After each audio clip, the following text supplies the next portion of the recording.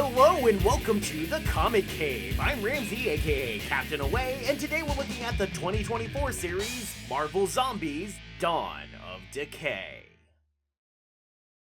For 20 years, Marvel Zombies has been a staple of the Marvel brand. For the first 8 years of its existence, there was a minimum of one series a year, finally ending in 2012 with Marvel Zombies: Destroy. Following that, the series has struggled a bit, featuring multiple attempts at what would seem to be a reboot, though each one of those would end up standing on its own. The one exception would arguably be Black, White, and Blood, which does seem to take place in its own unique zombie universe, but is more of an anthology series, with 3 short stories in each of the 4 issues that are mostly unrelated. Because of this format, this is probably about as close to covering that series that I'm ever going to get on this channel. If I were to give it a rating, I would say it gets a high recommendation, primarily because it's a very unique, standalone, and artsy presentation that is well worth checking out for that alone, even if it's not something I can cover here. For this story, Dawn of Decay, we are getting essentially another reboot to the series spearheaded by writer Thomas Krajewski. Krajewski has worked on a number of animated TV series, including winning an Emmy for his work on The Fairly OddParents, while his comic credentials seem to fall solely on co-authoring the graphic novel for new DC superhero, Primer.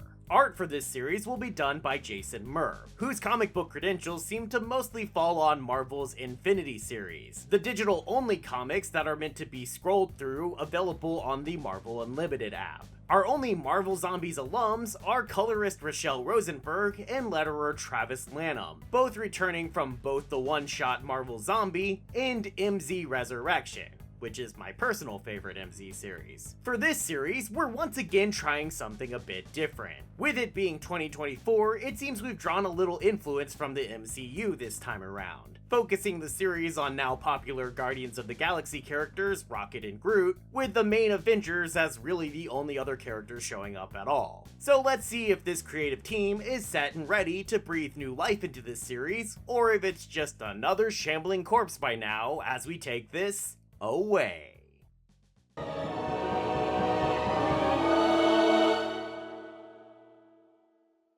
The comic opens on Groot and Rocket, locked in a cell for unknown reasons. Though, come on. Groot is using his magic fingers to attempt to grow some lockpicks, but after cutting a wire, he's shocked so bad that he's sent flying across the cell. And that's when the Avengers decide to show up, because this cell is on Earth. In fact, it's in the famous superperson prison island called the Raft. It seems Rocket and Groot were caught while attempting to steal something called a terror laser that General Ross was keeping in a top secret lab. But it's okay, they were doing it for totally altruistic reasons, of course. Totally. General Ross assures everyone that it's not a terror laser like Rocket claims, but a terroir laser. That's like French for Earth stuff. It turns out it's a laser designed to help crops grow. They should have called it farm laser, yeah. The Hulk, who is kind of the dumb child's brain version in this universe, laughs so hard at the space skunk for trying to steal a farm laser that he reverts back to Banner. And this is just a personal grievance, nothing to do with this comic, but he's obviously not a skunk. I mean, since starting Rivals, I've heard him referred to as so many other animals. Rat, skunk, possum. Like, do people really not know what a raccoon is? Anyway, Ross agrees to let the 2 Guardians go once Cap signs a release for them, with a leaky pen, which is an odd and specific detail to focus on. But I'm sure it's not important. Pay no attention to the leaky pen. Nothing to see here. We also see that Groot is sick, leaking mucousy sap out of his runny nose. Seems he spent some quality time with a diseased Flurkin, including letting the creature lick his face for an hour. I mean, I can't really blame him. Flurkins are cute. They look just like cats. We got to hang out with one in MZ Resurrection before this, or in what I'm pretty sure was the last time we saw Groot and Rocket on this channel, in that Captain Marvel series where we first met a Flurkin. And I've now referenced that Captain Marvel series 2 videos in a row. Something weird is going on with me lately. Cap takes Groot aside for a moment to lecture Groot about being a better hero, knowing that it was really Rocket's idea to steal the laser, and that Groot knew it was wrong, but went along with the plan anyway. Groot's so upset over having to see Cap's disappointed face that, after they board a Quinjet to fly back to Avengers Tower, Groot tries to go to Cap and apologize, but only ends up sneezing right in his face. Ew. Groot juice. Guess they don't teach you to cover your freaking mouth on Planet X. That's where Groot is from, by the way, in case you didn't know. Planet X. He was actually originally created as a sort of throwaway Monster of the Week type villain with a much wider vocabulary, before things got kind of changed around and that became a separate character. None of which is actually important, I just like mentioning it. Cap seems to have an immediate reaction to Groot's grossness, getting a headache so bad that it doubles him over in pain. And then he's suddenly sprouting veiny flowers and biting Black Widow in the neck. Widow immediately transforms from the infection as well, and the others are so shocked that they barely have time to react before Iron Man, Giant Man, and Thor all join the ranks of the infected. Rocket decides to stop everything that's happening by simply shooting the zombified Avengers, but Banner kicks the gun to throw off his shot, so Rocket instead ends up blowing a hole in the ship that sends him flying out of the plane. Groot attempts to grab his little buddy, but a jolt as an engine blows from the damage throws everyone around and breaks Groot's grip, causing him to drop Rocket into the void. Banner was knocked out by the jolt, and with him unable to protect himself from the zombies, Groot throws himself on top of Banner, then jumps out of the ship with him to get away, landing on a nearby rooftop. The Quinjet crashes in the distance, and not knowing what else to do, Groot waits with the unconscious Banner until he wakes up. When he finally does, 8 hours later, Hulk's sleepy. It's to find New York already a post-apocalyptic zombie nightmare thanks to the zombie Avengers. Banner immediately sets to solving the problem, realizing this all started when Groot sneezed in Cap's face, and that Groot was bitten but didn't turn. Banner figures Groot as Patient Zero, with his strange illness having somehow mutated to create the flower-spawning zombies. Banner's convinced he can probably create an antidote based on Groot's infection, but it would require them getting across a zombie-infested city to Avengers Tower.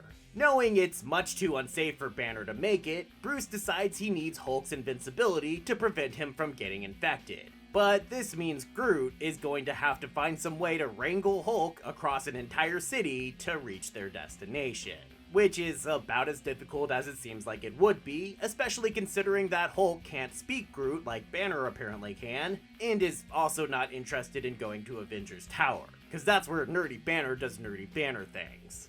I feel somehow personally attacked by that. Thor shows up and almost cuts their entire journey short when he hits Hulk so hard that Big Green flies across the city and lands in Avengers Tower. But Hulk, of course, just jumps right back down to Central Park and continues the fight. During the fight, Thor reveals that he's attempting to resist the infection, but is failing, even though Mjolnir is able to slow the infection while Thor is holding it. Which is an odd and specific detail to focus on.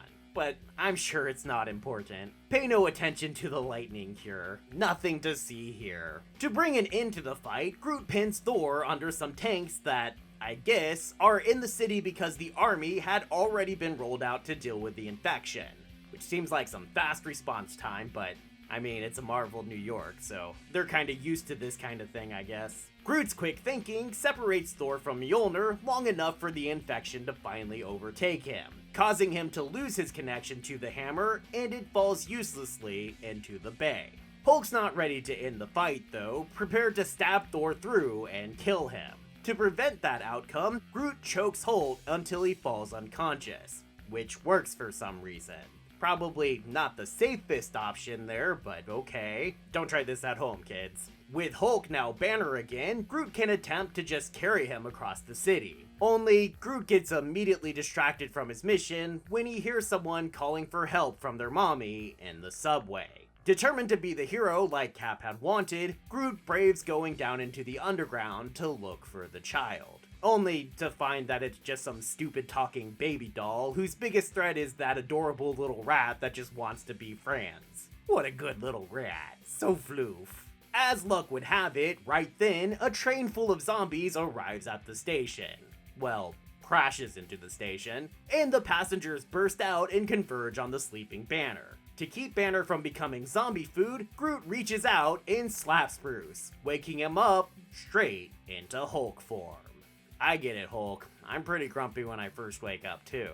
Enraged, Hulk ignores the zombies and attacks Groot, with their fight spilling back onto the street where it's interrupted by a giant stomp from a giant boot. That's right, it's a new issue, so it's time for them to face off against a new Avenger. So Giant Man Scott Lang steps into the picture. With Hulk temporarily stomped out of the fight, Scott grabs up Groot and swallows him whole. Hulk slaps back, his embarrassment leading him to feeling like he needs to prove that he really is the strongest one there is, and that gives Groot the chance to free himself and climb back out of the giant mouth. Hulk, noticing that everyone is trying to eat him for some reason, decides to roll with it and force his way into Giant Man's mouth. Which, whew, that's the sentence I just said. Yeah. So once again, Groot is forced to stop things from going the worst possible route and has to prevent Hulk from possibly infecting himself. So taking inspiration from Captain America, Groot takes a manhole cover and tosses it into the Pym particle activator on Lang's belt, shrinking him down to ant size. Aw, who's the cutest little zombie? While Hulk is distracted, Groot unleashes Ant-Man on a nearby Avengers playset from an Avengers souvenir stand near the foot of the tower. He also finds there a stuffed Rocket Raccoon doll that says accurate rocket lines. Groot misses his little buddy. So sad. Knowing Hulk finds Space Skunk funny, Groot gives Hulk the doll, who then again amuses himself so much that he reverts back to Banner. And that means they did it! They both made it to Avengers Tower safely, and Groot sneezes in Banner's face. Well, shit. Only Banner doesn't become infected for some reason, and that's when it finally clicks. It wasn't Groot who started the infection at all. It was General Ross. The leaky pin that he gave Captain America infected the hero with something. Dang, so it was important after all. Who would have thought? And that means they actually need Captain America's glove, with whatever the pin leaked onto him in order to find the cure. But rather than cross the city searching for Cap, Banner decides to call the heroes together by sending out an Avengers Assemble announcement from the tower. He then activates Iron Man's spare armors and gets into some Hulkbuster armor, possibly as an Infinity War reference, so that they can fight the zombies as they arrive at the tower until they can nab Cap's glove. Cap does seem to take his sweet time getting there, but Banner's plan more or less works and they do manage to grab the glove. But the moment they do, their plans are nearly ruined by the arrival of Captain Marvel. Yeah, a nearly invulnerable zombie that also has energy beams? That's not good. But since they have the glove, they don't try to fight any further. Instead, they just run inside the tower and barricade themselves inside a lab, where Banner begins work analyzing the glove to create the antidote. But before they can finish their analysis, an AC vent bursts open and out pops Rocket Raccoon, full zombie mode. Groot's so excited to see his best pal that he doesn't react in time to save Banner from being infected by Rocket's bite. Now with Hulk added to the zombies' numbers, only Groot remains. The remaining zombies break into the lab and they close in on Groot to seal his doom. But Thor, carrying an ironic stop sign, reminds Groot of how Mjolnir cleared the infection from Thor's hand earlier. Dang, that was important too? I was double wrong? Who could have seen this coming? In a last desperate act, Groot pulls the fire alarm to start the sprinkler system. Then, with all the zombies soaking wet and piled together on top of him, he also calls back to the very first page of this comic. Growing out his finger roots, he sticks them in an electrical socket, sending electricity surging through them all. And wouldn't you know it, it actually works. The infection is cleared from the gathered zombies, and the Avengers are returned to normal. With the symbolic and literal coming of the dawn, the Avengers get caught up to speed on all that has happened, with Groot's heroism finally earning him Captain America's approval. They then begin planning for the future. This means finding the presumably fake General Ross who started this infection, and Bruce finishing his antidote so they can cure the regular people of the city. Rogers thinks he has a way to quickly spread the cure, but it would involve help from the X-Men, who look like they just might be in a spot of bother themselves. Dun dun dun! But that's where the comic ends, and with the new series that's starting this year being yet another reboot series, it means we're probably never getting a continuation to this story. If we do, you know I'll cover it, and if we don't, you know I'll cover the other series. So for now, I am Groot. I am Groot. I am Groot.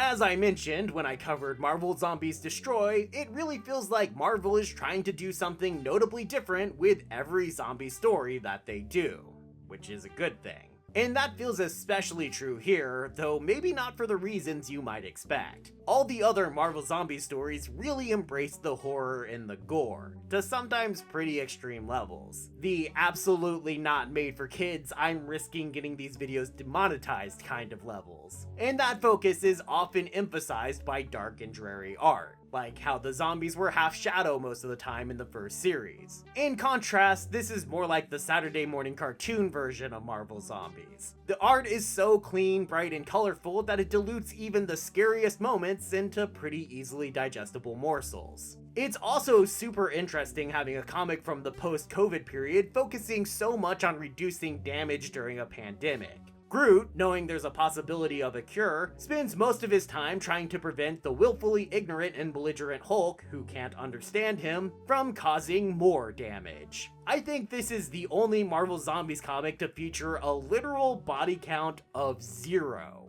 which is crazy. Even Rocket somehow survived falling off a plane in mid-flight with no jetpack or parachute, and I have no idea how that's possible. But it also doesn't really matter, I guess. So I'm giving this series a recommendation level of medium. It's a fun, silly adventure, and I don't know how much more you could want.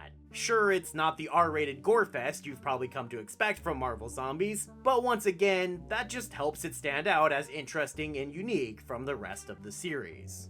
The collected edition gets 1 adorable Rocket plush.